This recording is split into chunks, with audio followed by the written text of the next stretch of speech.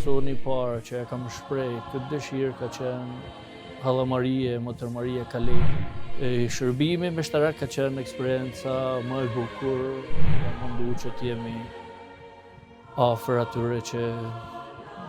në një mënyrë kanë humbur shpresën. Karizma ime t'jetë kjo në gjurmët e nanes tonë Tereze. Kam një grigj që dëgjon gjithmonë në zanin e bariut të vetë.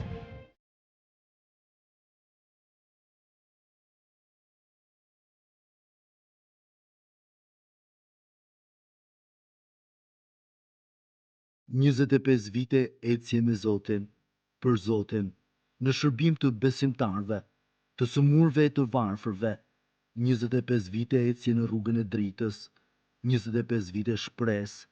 dashuri, për kujdesje e mirësi, 25 vite dashuri për kryqin, dashuri për fjalën e hyjit, dashuri në lutje, eukaristi, teksa i hedhi sigurt hapat nën peshën e rënd të përgjegjësisë, siç është drejtimi i popullit të Zotit në një prej dioqezave të rëndësishme të vendit, atë të Sapës.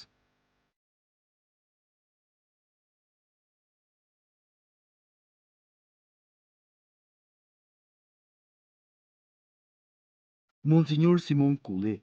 u pajtua në thirrje si pjesë e plejadës së parë shqiptare të priftërinjve të pas komunizmit, atëherë kur etja për fe gëlonte ndër shqiptarët.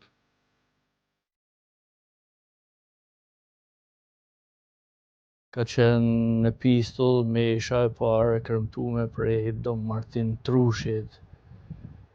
një prift që ka vuajtur në përburgje shumë vite.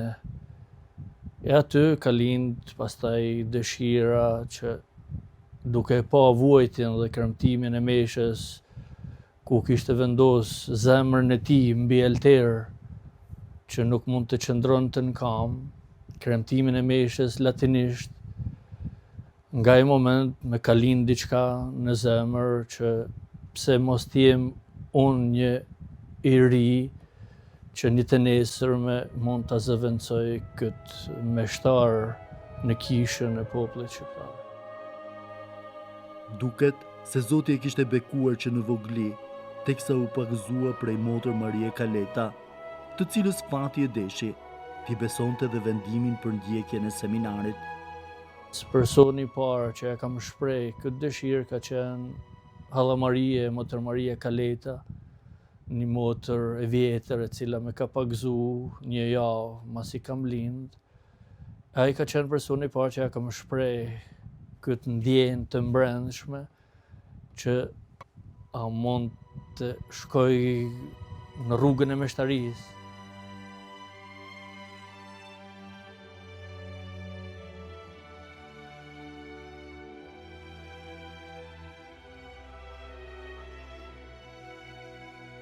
Unë e falenderoj Zotin bashkë me 4 vëllezërit e tjerë, meshtar të parë mas një kohe 45 vjeçare që janë Dom Marian Lunçi, Dom Nikolin Toma, Dom Marian Gega, Fra Sokol Pepushi. Kemi qenë kjo breznia e parë e shugurimeve meshtarake në vendin tonë, në kishën tonë. Shërbimi meshtarak duket se përmbushi priftin shqiptar, teksa i bindur në vendimin që kishte marrë, tashmë ja kishte vënë në dispozicion gjithë qenien e tij Zotit. Shërbimi meshtarak ka qenë eksperienca më e bukur që me popullin e Zotit çdo ditë, duke qenë afër dhe duke bashkënda çdo gjë me popullin e Zotit, duke dëgju hallet, problemet, duke ju ardhur në ndihmë sa ka qenë e mujtur nga shërbimi i kishës, duke mundu që t'jemi një shpresë për ata që nuk kanë shpresë, një dashuri për ata që u mungon dashuria, kështu që në mënyrën ma të veçantë, pastaj shtresat ma e varfën ose shtresat e lanuna mazdoret, jam mundu që t'jemi afër atyre që në një mënyrë kanë humbur shpresat, kanë humbur shumë gjëra që i kanë shkuraju në jetën e tyre personale. Për kushtimin ndaj Zotit bëri që Dom Simone, aso kohe, të merrte mbi shpatulla drejtimin e Caritasit, duke e thelluar misionin e tij në shërbim të pamundurve, dhe në ato vite kur për vendin ishte çdo gjë e vështirë. Shumë vite, 13-14 vite, si drejtor i Caritasit, kam pas dëshirë së bashkut edhe me barit e kësaj dioqeze, më Zot do Gjergji dhe më Zot Lucian Augustini, që t'ju japim së shtresës më të varfër, t'ju japim atë kurajon, atë shpresën që ne si kish jemi afër jush, nuk ju lam të vetmum, jemi prani e gjallë në mesin tuaj, keni të ri, të reja, vëllezër dhe motra që ju vjen në ndihmë, jo në ndihmë materiale, por në ndihmë shpirtërore. Dhe ajo ka qenë për mua eksperienca më e bukur e viteve të mia gjatë 25 viteve të shërbimit meshtarak. Jo vetëm petku i presit fetar, por gjithë qenia e tij e shpalos dashurinë që kanë për të përvuajturit, teksa krenarisht duket se inspirim ka Nën Terezën. Mundohem në atë mundësinë time që të jem edhe të eci në gjurmët e nanes tonë Tereze, ku ajo na mëson që me lutje, me përvojtëri dhe me dashurinë e Zotit, ne arrijmë që të jemi afër të gjithë njerëzve. Ai i frymzuar nga jeta meshtarake dhe dashuria për hyn, shpreh bindjen e thellë për vijimin e përkujdesjes.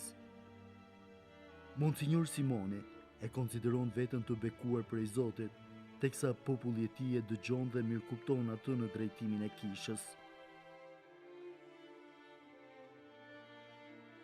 Të jesh një bari i një dioqezet nuk është e lehtë, por bëhet e lehtë kur besimtarët e një dioqeze janë të mrekullueshëm, janë të afërt, tregojnë respekt ndaj bariut, ndaj priftave, ndaj motrave, ndaj kishës. Kjo është e lehtë sepse ke një familje përpara që dëgjon zanin e bariut. Kështu që unë e falenderoj Zotin për këto 25 vite meshtari dhe për 8 vite si bari i dioqezes, sepse vërtet kam një grigj që dëgjon gjithmonë zanin e bariut të vet. Dhe bariu mundohet me dëgju çdo ditë zanin e deleve të veta.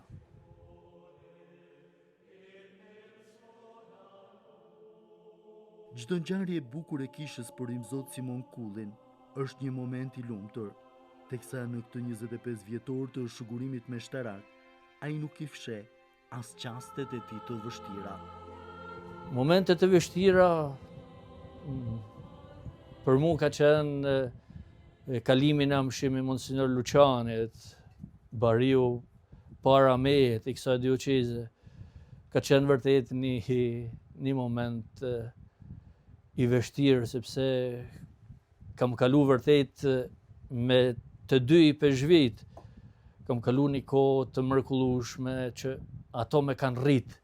me kanë ndihmu që të jem një meshtar i denj për këtë grigj të Zotit, që momenti i vështirë ka qenë ky. Pastaj para pak muajve, moment tjetër i vështirë ka qenë kalimi në amshimi i Papës Franceskut, që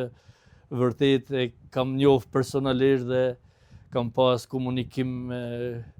të mrekullueshëm si bab dhe bir mes njëri tjetrit. Bile takimin e fundit në janar, me 14 janar të këtij viti që e kam taku, me thot a jeti ai personi prifti që të ka pagzu Motër Maria Kaleta, po unë jam. Kështu që këto dy momente kanë qenë ato të vështira që